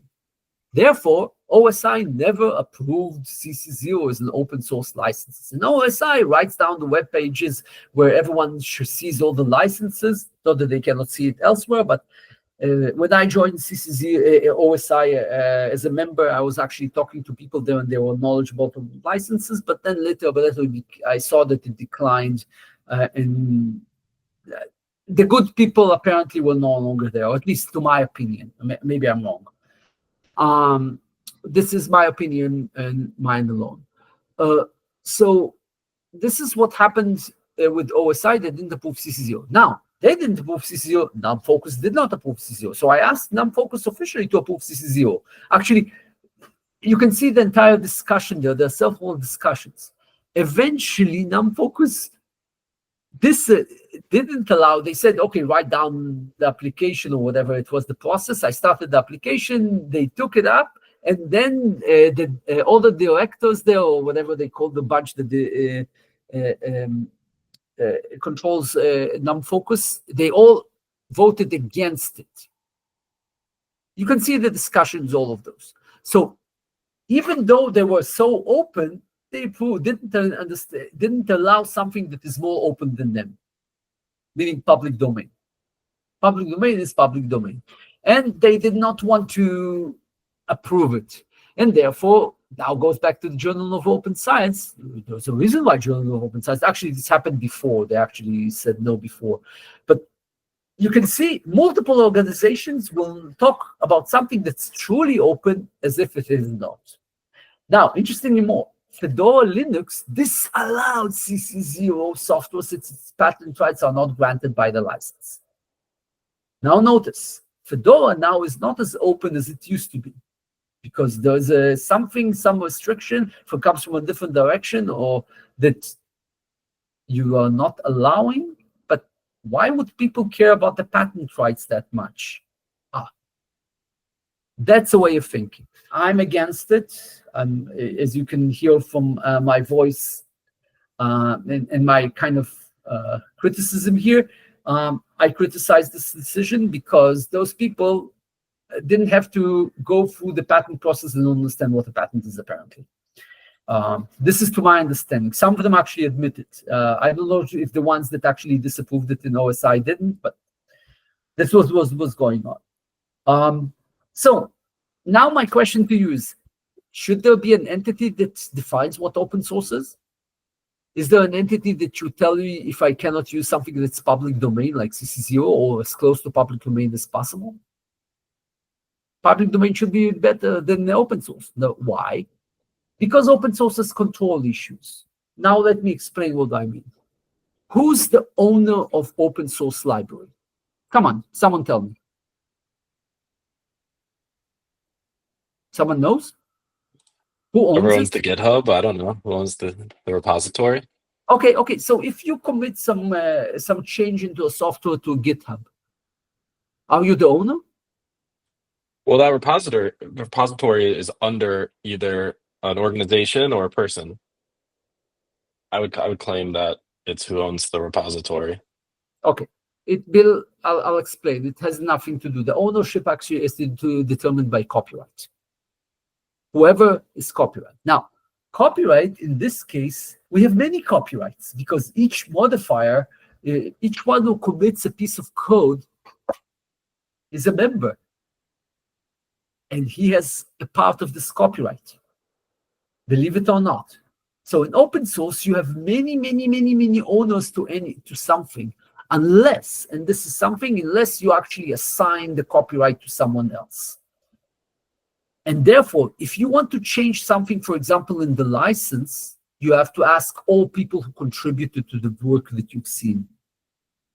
You have to.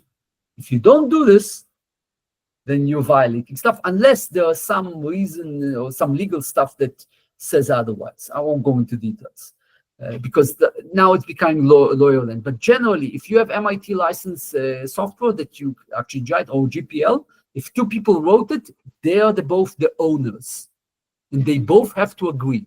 Now, one more thing: when you release software under a certain license, are you allowed to release it under a different one? Like I release software under MIT, I'm allowed to release the same code under GPL? I don't know about the same exact, but like if they update versions, they can code. update. So I'm the owner. I own the only one who wrote it.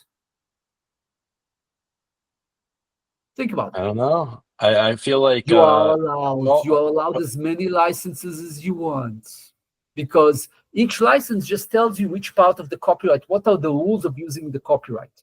You own the copyright. Everyone, all the people who work together on that piece of software, they own the copyright cumulatively, like communally. And now, if all do you agree, get any? Excuse me. Do you like? Let's say I've been putting out, a piece of code for a while, and it's an open source fair use agreement for these companies. I can't just let people use it for years and then decide, oh, this exact code that you're using is now under a different license, and I might start charging you or taking your site down. I could put a new version. Like you see it all the time where like Terraform changed their license, but it's like going forward, all these new Terraform versions are under this license, but the previous version is still under that old license. Okay, you get like grandfathered in, no? Okay, don't confuse who controls what happens, who the copyright holder is, which is basically all the copyright owners, which is this, and all the contributor, in like a small piece of code that you contributed. So the control, the minute you release, there can be the same exact code released under two different licenses. It's possible. You put it in different repositories, and one of them is MIT, one of them is GPL, and people can use the MIT version, but under MIT version, they have to abide by MIT license terms. By GPL version, they will have to abide by GPL version, and all of those aware versions exist in the simultaneously all time. No problem, because you're the copyright holder. You decide how people want to use it, and they are allowed to use it under MIT or GPL. This is how you decide it.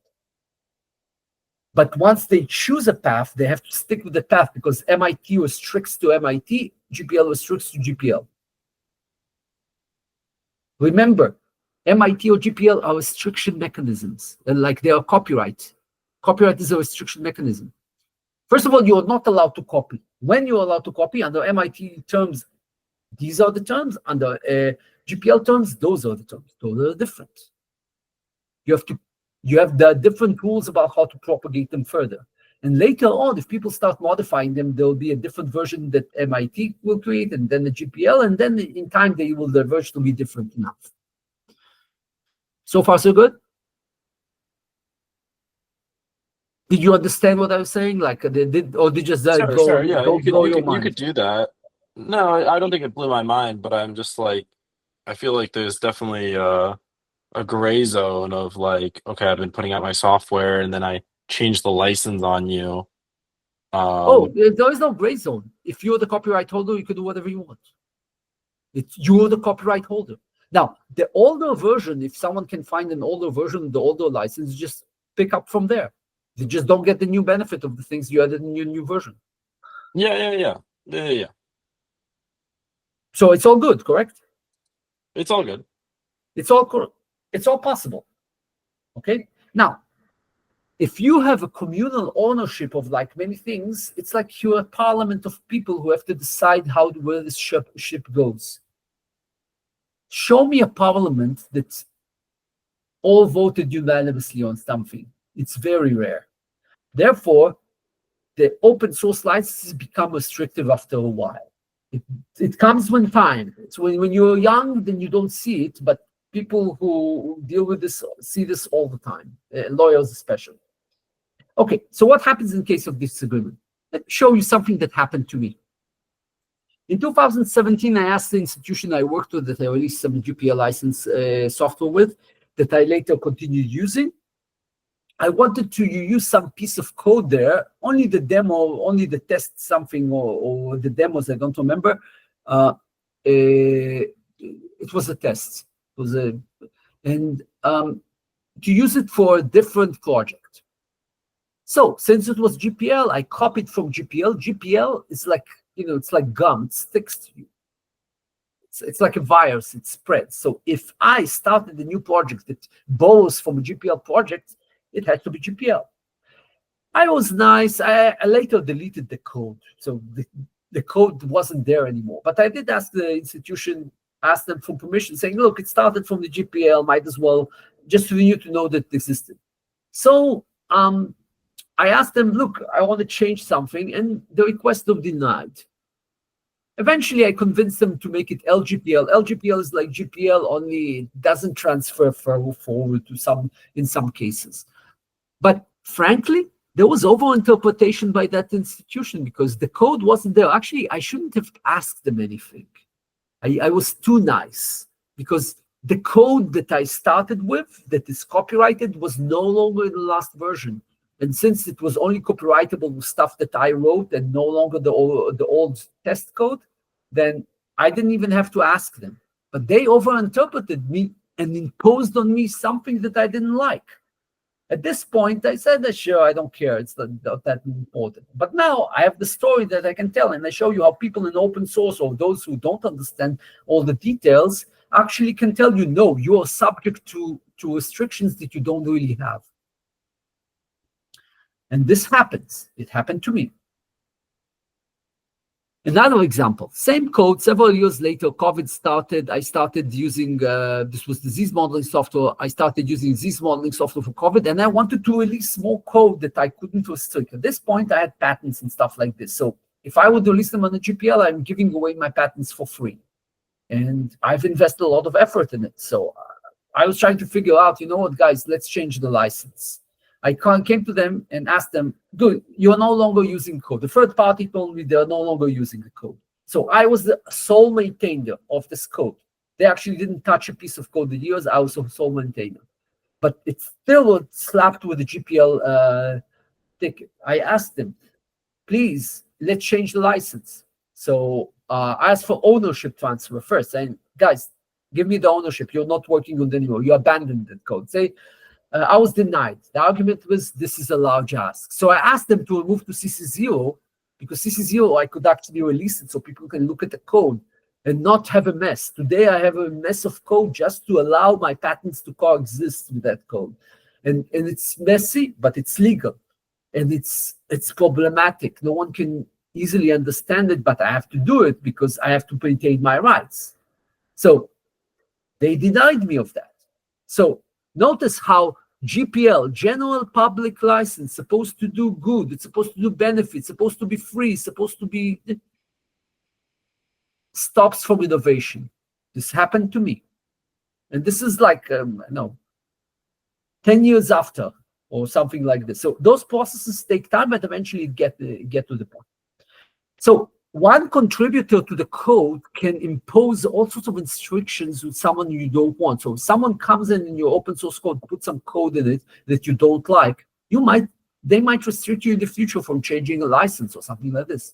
Think about it. So as long as you're a programmer and you write code and do commits, you don't care that much. But once you're a manager of your business and want control of the code, this matters. Think about those things for the long run. There's also elements of restrictions. If some, it's like the llama model cannot be used for military purposes and stuff like this. Some things, there are other regulations that open source doesn't ignore. Open source just tells you you're allowed to spread the code around. It doesn't tell you that there are other restrictions in the law that you cannot do things with the code. But it doesn't tell you that, and that's a problem. So this is one more reason of things happening. I won't go into details, but now let's compare. Everyone was talking, people were talking about open source and patents. Some people in the open source community says patents are evil. They actually say those words. You can find out those things in the internet if you search it. So let me ask you, what's more evil? A patent that gives incentive, or open source that 10 years later restricts you from changing stuff to the point that you lose all incentive? And let me give you the example. A duration of a patent is up to 1 generation, while GPL is 80 years or 70 or 80 years, depends on which jurisdiction, so on and so forth. Basically a lifetime of a person. For God's sake, what's more restrictive? A patent that after 20 years becomes public domain, or GPL that you get stuck with the patent and for 80 years and this code becomes useless? It's abandoned code. There are many GPL abandoned code out there. Restrictions, the patents are per country. If you want to patent for multiple countries, you have to do the same process in multiple countries. It's expensive. It's problematic. Very few people do it. Some with lots of money, let's say, and not people, usually big organizations. This is to you, George. Big organizations have money, then yes, they can own patents and this stuff. In GPL license, it's all copyleft. It's viral. Wherever it gets, then since copyright is more or less protected around the world, then yeah, sure, spread your wings, you get there. And maintenance, you pay to actually maintain the patent. I actually paid my patent maintenance fee a month ago, I believe, something like that. Every third, 7th, and 11th year, you have to pay it. Otherwise, the patent goes away, becomes public domain. So patents, after 3 years, you got it, you didn't pay for it, public domain, that's it. In GPL, you don't have to maintain anything. No one cares. Screening. If you write something wrong with GPL, start spreading it, then it spreads everywhere, where a patent examiner actually examines whatever you wrote. and says whether this invention is allowed or not. And the process is grueling. Believe me, I went through this twice, and it's not nice and it's not easy. Ownership. Who's the owner of the patent? You can come to this person and say, let's do business. But can you take someone and ask them to make business with them if they wrote GPL software? You have to contact all the people who wrote the software saying, look, I need this code under a different license. You have to find them all and convince them to sign something. By the way, I don't know how Microsoft is now able to release WSL under Microsoft the way it is. I'm not a lawyer, but I just don't know. If someone knows and figures it out, tells me, because the kernel of Linux is GPL. And by the way, when I asked the Linux people, how do they make the kernel GPL without GPL infecting everything on top of the layer, they tell me tricks. All sorts of tricks. This is what people who deal with it tell me. So basically, otherwise, everything you wrote on top of Linux, since it's connected to the kernel, would should have become GPL according to the GPL license, the copyleft element there. So I don't know what they did so you can live with GPL inside WSL without Microsoft, because this is business. And who did they talk to? Because technically, every person who ever wrote piece of code in that kernel should have agreed to transfer something, that code, unless they did it under the license and very isolated. And I don't know how they did it without infecting entire Microsoft thing. I just don't know how it happened. Perhaps it's like some lawyer tricks that I don't know, but I just don't know. So if someone ever tells me how it happened, tell me the story. I'll be interested to talk to the person who did that or in charge of it. So it's easier to talk to someone business who has a patent than to talk to a amorphous group of people who want to do business to change something in a license. I showed you an example of 2 entities, and you saw it can be much, much worse. Incentive. Once you own a patent, you have a limited time to sell it, and you're allowed to sell it. There is no incentive to sell GPL code, because basically once you sell it, the other person can give it away for free. So basically, the piece of paper that you're selling, or the piece of software you're selling, its value is 0. You just overcharge the person. So why charge someone money? So this is why a lot of the open source developers live out of maintenance. Because, oh yeah, I'll maintain the code for you. You get the code for free and I'll maintain it. I'm not sure if this is the best model overall, because I remember times where software was much, much cleaner than some of the open source I'm seeing now.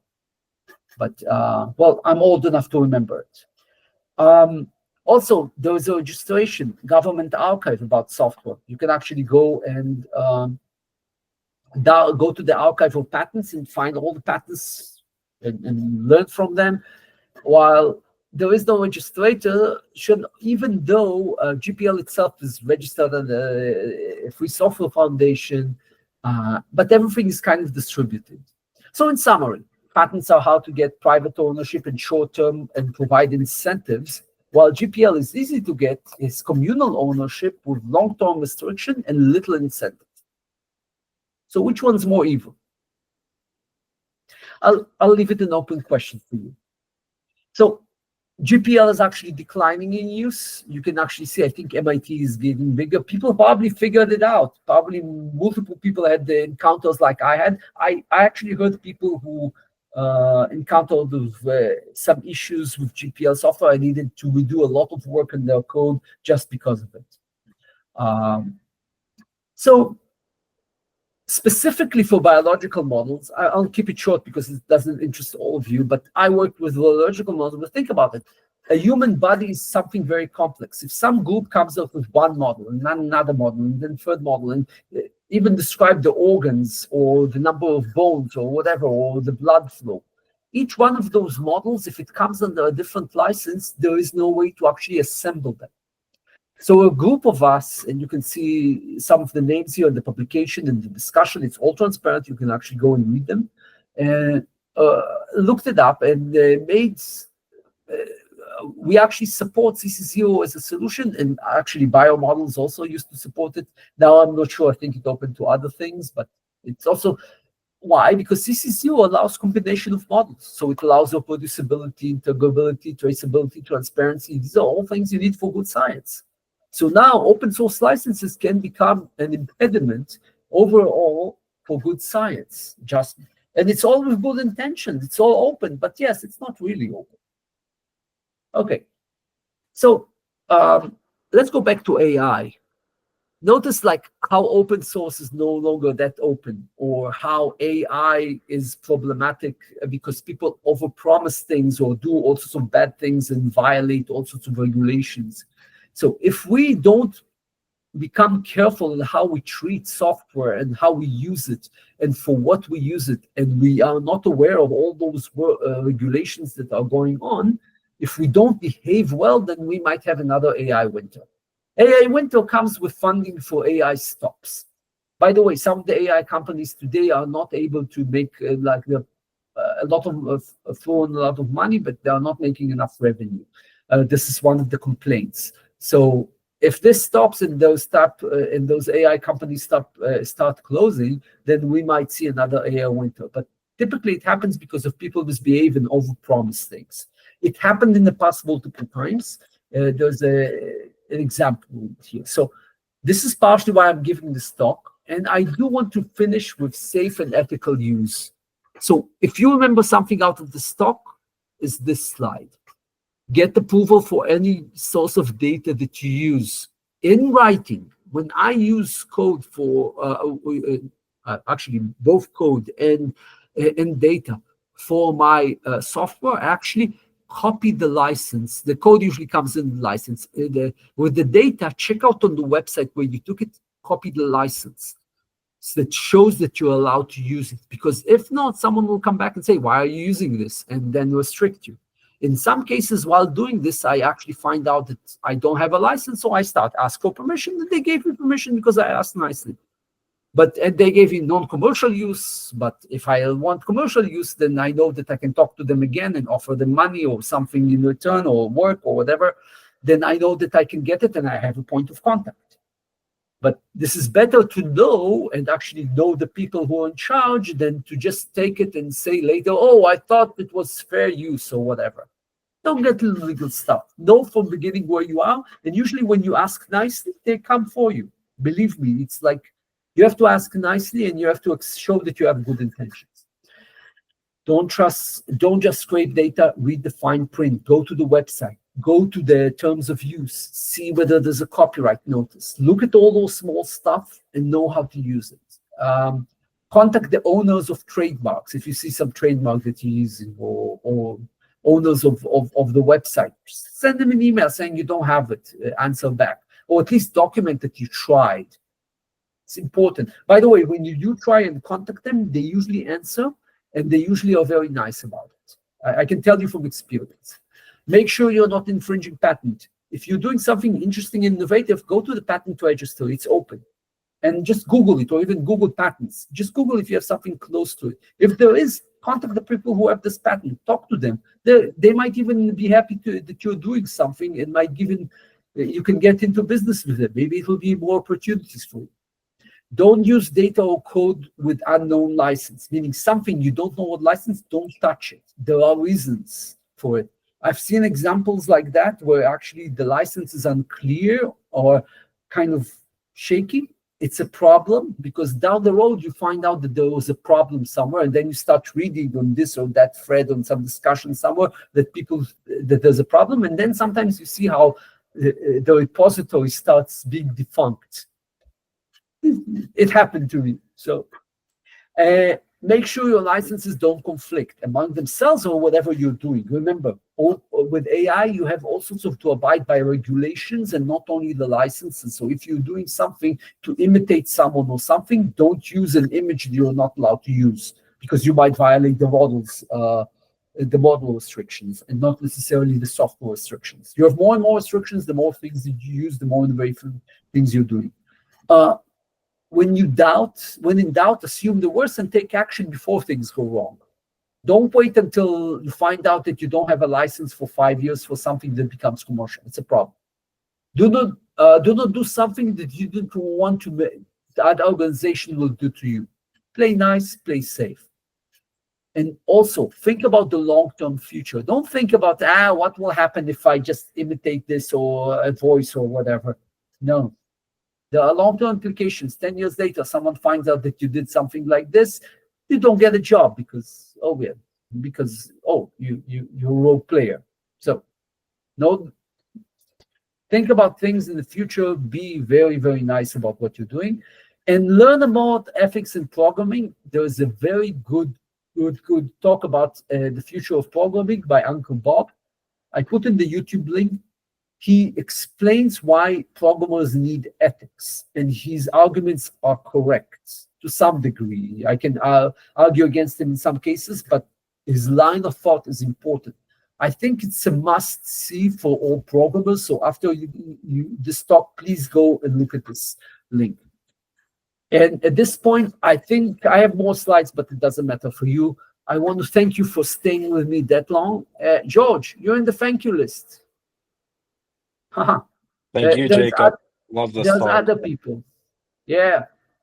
More questions? Anything? Okay, I guess I bored you for how much? 2 hours. Oh my God. Guys, thank you very much.